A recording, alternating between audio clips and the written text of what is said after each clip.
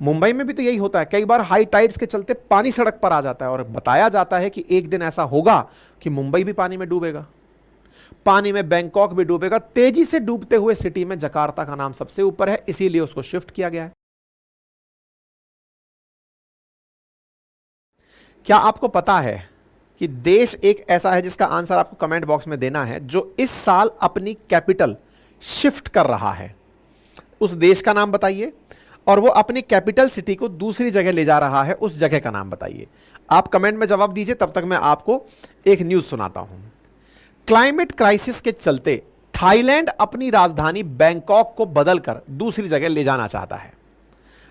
हमारे चैनल पर आप लोग बहुत दिनों से हमारी खबरें सुन रहे हैं, उसके बावजूद भी आधे से ज्यादा लोग ऐसे हैं जिन्होंने चैनल सब्सक्राइब नहीं किया हुआ है। सब्सक्राइब कर लीजिए।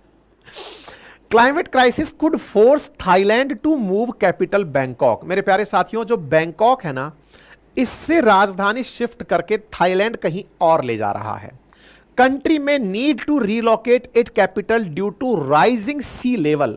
समुद्र के तल के बढ़ते हुए, हाँ जी, बहुत सारे लोग तो यहां पर आंसर लिख दिए थाईलैंड देख करके कि थाईलैंड की चर्चा हो रही है, लेकिन हमने चूंकि सेशंस किए हुए हैं, बिल्कुल रजनीश भैरव बिल्कुल सही जवाब दे रहे हैं, मिशन अभिषेक पीहू यश बिल्कुल, इंडोनेशिया है जो अपनी कैपिटल को ऑलरेडी शिफ्ट करने का अनाउंसमेंट कर चुका है। इस साल उनकी कैपिटल जकार्ता से शिफ्ट होकर के, बताइए, बोर्नियो पर चली जाएगी, और बोर्नियो में कहां चली जाएगी? तो नयनतारा करके जगह है, वहां चली जाएगी। ठीक है, चलिए, तो यहां पर अभी क्या हो रहा है कि थाईलैंड भी इसी तरह से अपनी कैपिटल को शिफ्ट करने की बात कर रहा है। कहां से कहां ले जाने की बात कर रहा है? बोले साहब बैंकॉक तो नहीं रहेंगे, क्योंकि यदि सरकारी काम यहां हुए और पता चला कि बैंकॉक ही डूब गया, तो ऐसी हालात में हम लोग करेंगे क्या? मेरे प्यारे साथियों, कुछ तस्वीरें देखो। ये बैंकॉक में आई बाढ़ के नजारे हैं, जिसके चलते यहां पर जनता इस तरह से प्रभावित होती हुई दिखाई देती है। तो आपके दिमाग में एक प्रश्न बनेगा कि सर, कोई भी शहर बाढ़ तो झेल ही सकता है ना, इसमें क्या है? बाढ़ तो कहीं भी आ सकती है, भारत में भी आ सकती है। बिल्कुल सही कह रहे हैं आप, लेकिन सोचिए, बाढ़ का पानी ढलान के हिसाब से समुद्र में जाना चाहिए, लेकिन वो समुद्र में नहीं जा रहा है मेरे भाई। समुद्र की तरफ ढलान ही नहीं है उसका, वो खुद ढल गया है। समुद्र से उल्टा पानी इस तरफ चला आ रहा है। हाई टाइड्स अगर आ गई तो वो पानी हाई टाइड्स के कारण शहर में भर जा रहा है, उल्टा हो रहा है। तो सर, समुद्र का पानी तो नीचे गिरेगा तो वैसे ही देश डूब जाएगा, शहर डूब जाएगा, ये क्या बात कर रहे हो?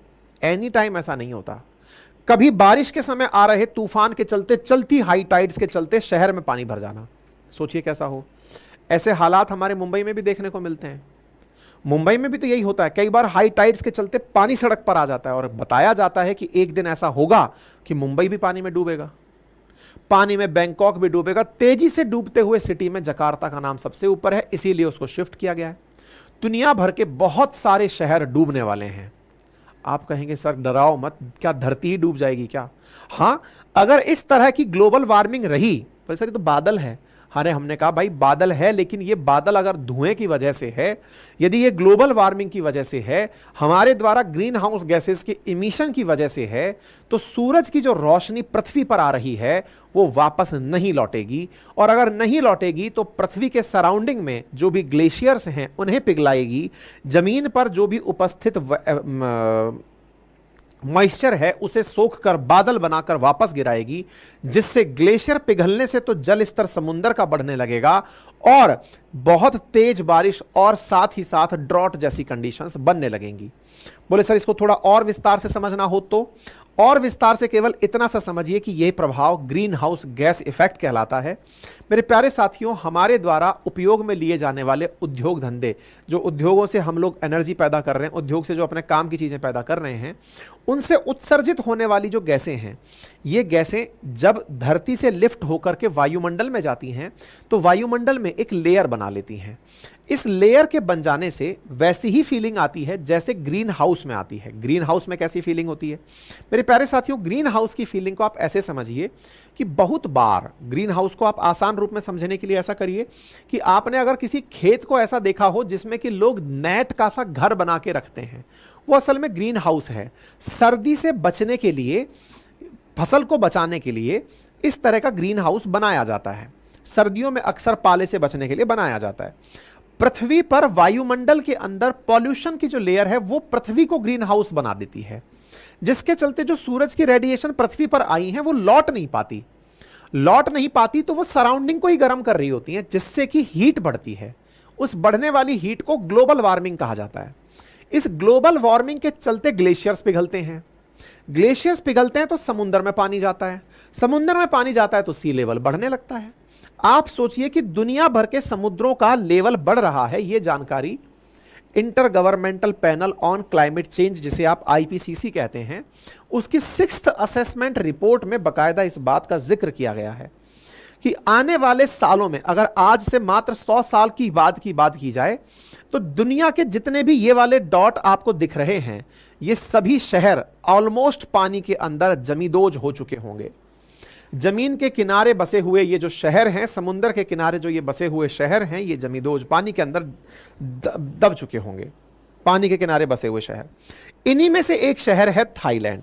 भारत से अगर आप पूर्व की तरफ चलें, दक्षिण पूर्व की तरफ स्थित 10 देशों के समूहों में, जिसका नाम है ASEAN, association of south east Asian nation, यहां ईस्ट है यहां साउथ है, साउथ ईस्ट एशियन नेशन का ये 10 देशों का समूह, इनमें से एक देश है थाईलैंड, और उस थाईलैंड की राजधानी है बैंकॉक।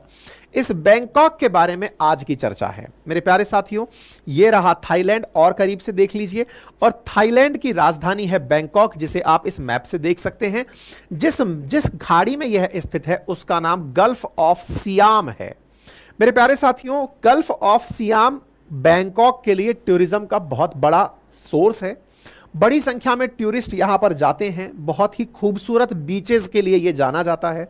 बहुत सारे जो पानी के जो स्पोर्ट्स हैं, वाटर स्पोर्ट्स हैं, साथ ही साथ यहां पर बहुत सारी कोरल रीफ्स हैं।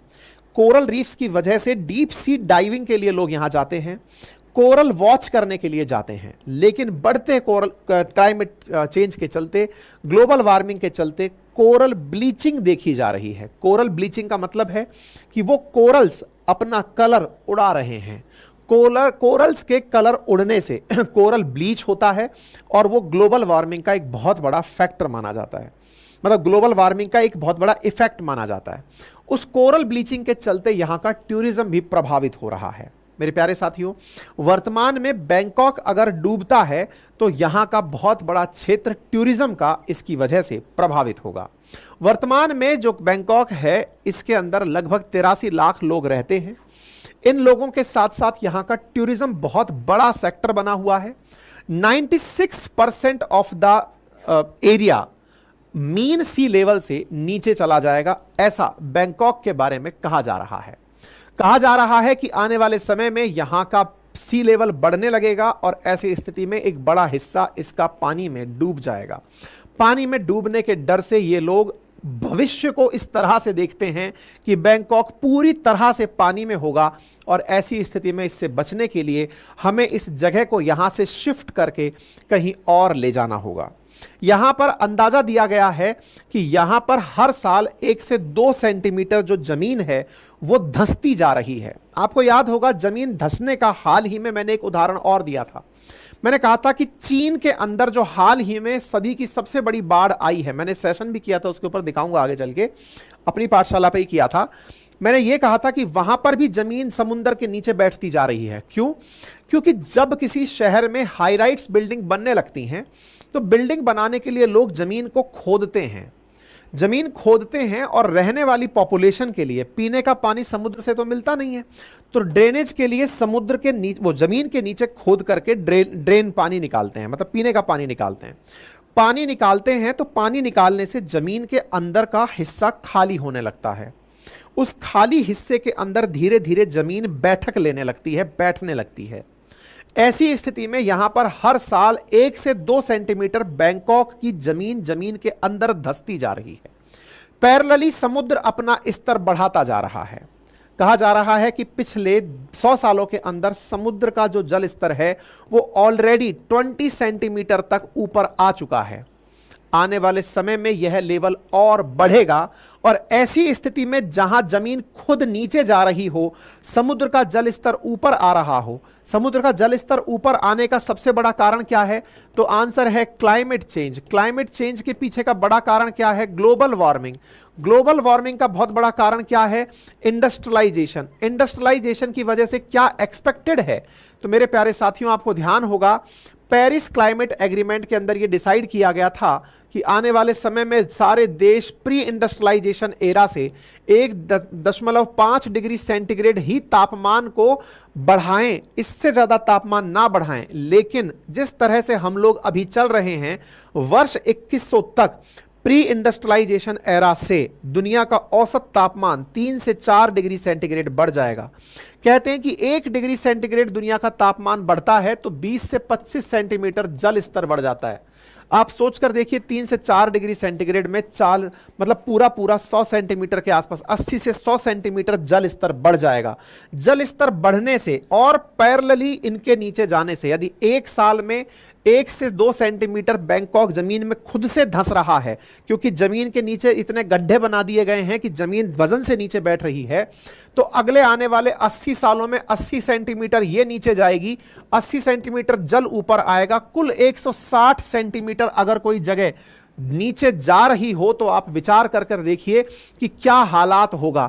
समुद्र का जल स्वतः ही इस जगह चढ़ के आ जाएगा। यानी बैंकॉक वालों का जो डरना है वो गलत नहीं है, क्योंकि बड़ी बड़ी बिल्डिंग्स का जो वजन है वो जमीन दबा रहा है, ग्लोबल वार्मिंग पानी को ऊपर ला रही है, फाइनली यह डूबना तय है। यह यहां के लोगों को पता चल गया है। ऑलरेडी हम लोग 1.5 डिग्री सेल्सियस का जो तापमान रेंज है उसे क्रॉस कर चुके हैं और इसी को लेकर के यहां पर चर्चाएं फिलहाल हो रही हैं। उम्मीद है कि आपको यह कहानी समझ में आ गई होगी। इसीलिए गवर्नमेंट अब अपने लिए एक नया शहर तलाशने का प्रयास कर रही है। हालांकि दुनिया के देश प्रयास में हैं कि हम कार्बन एमिशन को कंट्रोल कर लें। कार्बन एमिशन को कंट्रोल करेंगे जिससे कि ग्रीन हाउस गैस का इफेक्ट कम पड़ेगा। ग्रीन हाउस गैस का इफेक्ट कम पड़ेगा तो ग्लोबल वार्मिंग कम होगी, और ग्लोबल वार्मिंग कम होगी तो हो सकता है सी लेवल ना बढ़े। लेकिन दुनिया के लिए अब चुनौती केवल सी लेवल ही नहीं है, बड़ा सारा कंस्ट्रक्शन भी है। इंडोनेशिया ऑलरेडी इस चीज से प्रभावित होते हुए अपनी कैपिटल को जकार्ता से नुसांतारा जो है नई जगह पर वहां पर ले जाने के लिए तैयार हो गया है। मैं नयनतारा बोल रहा था, ये नुसांतारा है, ठीक है ना। यहां पर ऑलरेडी इस साल इनकी कैपिटल शिफ्ट हो जाएगी, ये जानकारी आपको पता होनी चाहिए। इस पर मैंने पिछले साल ही सेशन कर दिया था कि इंडोनेशिया अपनी कैपिटल बदल रहा है। आप जाकर के इस सेशन को देख भी सकते हैं, इंटरनेट पर उपलब्ध है, अपनी पाठशाला पर उपलब्ध है। ये लोग डूबने के डर से कैपिटल शिफ्ट कर रहे हैं। बैंकॉक भी इसी लाइन के अंदर बढ़ा हुआ है। दुनिया भर के बहुत से देश 2050 तक इस चीज को फील करेंगे। दुनिया भर के वर्ल्ड बैंक की अपनी एक रिपोर्ट है जिसको ग्राउंड वेल रिपोर्ट कहा गया है कि 216 मिलियन लोग क्लाइमेट चेंज की वजह से प्रभावित होंगे, और उसमें वाटर स्कार्सिटी का होना, तेज तापमान का बढ़ना, एक्सट्रीम इवेंट्स का होना बड़े कारण क्लाइमेट चेंज की वजह से माने जाएंगे। तो मेरे प्यारे साथियों, क्लाइमेट चेंज क्यों होता है, ग्लोबल वार्मिंग क्या है, ये मैंने कारण आपको बता दिए हैं, और ये जनरली आप लोग सब पढ़ते रहते हैं। उन बेसिक कारणों में से सारे के सारे कारण आपके सामने हैं। ग्लेशियर्स का पिघलना सी लेवल चेंज होने के अंदर एक बड़ा कारण माना जा रहा है, और कहा जा रहा है कि अगले 30 सालों के अंदर बहुत जबरदस्त तेजी से सी लेवल के अंदर वृद्धि देखी जाएगी। अब आप पूछेंगे सी लेवल को चेक कैसे करते हैं।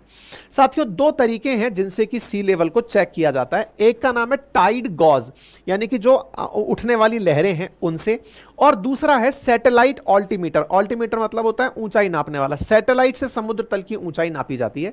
इन 2 ही तरीकों से समुद्र तल को नापा जाता है। तो टाइड गॉज सिस्टम और ये दूसरा सैटेलाइट सिस्टम, ये 2 ही तरीके हैं जिससे कि दुनिया में समुद्र तल को नापा जाता है। तो अब सवाल यह है कि जो दुनिया डूब रही है इससे हम पर क्या प्रभाव पड़ने वाला है। देखिए, भारत ऑलरेडी सबसे ज्यादा प्रभावित होने वाले देशों में शामिल है।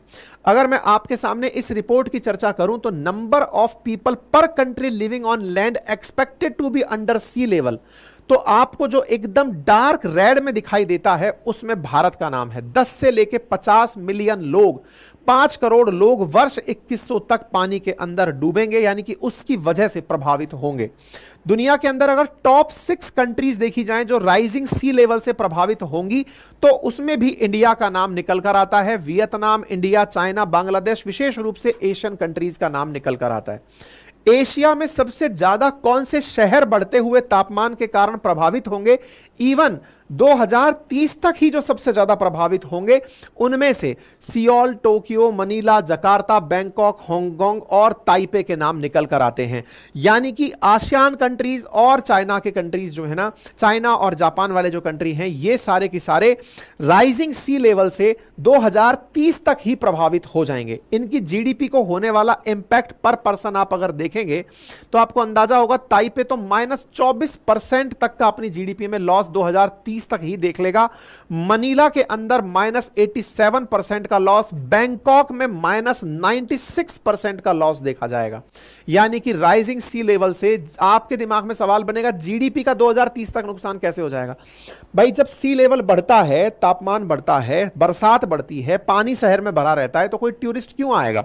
अभी कुछ दिन पहले जब दुबई में बाढ़ आ गई थी, बहुत सारी फ्लाइट कैंसिल हो गई, लोगों ने जाना बंद कर दिया, तो टूरिज्म प्रभावित हो गया। शहर में पानी भर जाएगा, आप बीचेस पे जा ही नहीं पाएंगे, आप बाहर ही नहीं निकल पाएंगे, तो कोई जाएगा क्यों, जाएगा नहीं, तो आपके यहां पर आपके जो हालात हैं वो सामने आ जाएंगे। ठीक है, ये स्थितियां यहां पर देखी गई हैं। मतलब आप ये सोचिए, अच्छा मैंने चाइना के ऊपर भी सेशन किया है, पता नहीं आप लोगों ने देखा है कि नहीं देखा है, आज से 3 वीक पहले ही मैंने कहा था, और उसमें भी मैंने एक चीज बताई थी कि water extraction and weight of building see half of China cities sinking. मतलब चाइना की आधे शहर जो है ना वो केवल वजन की वजह से डूब जाएंगे, क्योंकि शहर जो पानी के किनारे बसे हैं इनमें बहुत बड़ी बड़ी बिल्डिंग्स बना दी गई हैं, हाई राइट्स बिल्डिंग बना दी गई हैं। इसके चलते चाइना इटसेल्फ में हरबिन, सांगजाओ, बीजिंग, तियानजिन, झांगझाओ, ये सारे शहर पानी के दबाव में बह जाएंगे। हम लोग भी पीछे नहीं हैं, हमारे भी बहुत सारे शहर, इंडिया के अंदर 12 कोस्टल सिटी हैं जो कि समुद्र के अंदर जमींदोज हो जाएंगी वर्ष 2100 तक, ऐसा नासा का कहना है। आप पूछेंगे ऐसे कौन से शहर हैं? कांडला, ओखा, भावनगर, मुंबई, मरमगांव, मंगलौर, कोची, तूतीकोरिन, चेन्नई, विशाखापट्टनम, पारादीप, किदिरपुर, ये सारे वो क्षेत्र हैं जो कि वर्ष 2100 तक पानी के अंदर होंगे, यानी कि पानी इनको अपने अंदर ले चुका होगा। आप विचार करिए आने वाला समय कितना ज्यादा इस टेम्परेचर की वजह से, क्लाइमेट की वजह से प्रभावित होने वाला है। इसी का नजारा मैंने आपको अपने इस सेशन के अंदर दिखाया है।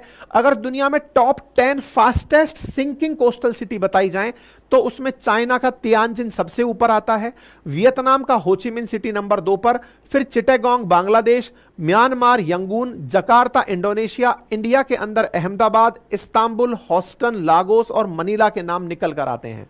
उम्मीद है कि आप सभी साथियों को यह पूरी जानकारी बेहतरीन तरीके से समझ में आ गई हो। सर बचने के लिए क्या करें?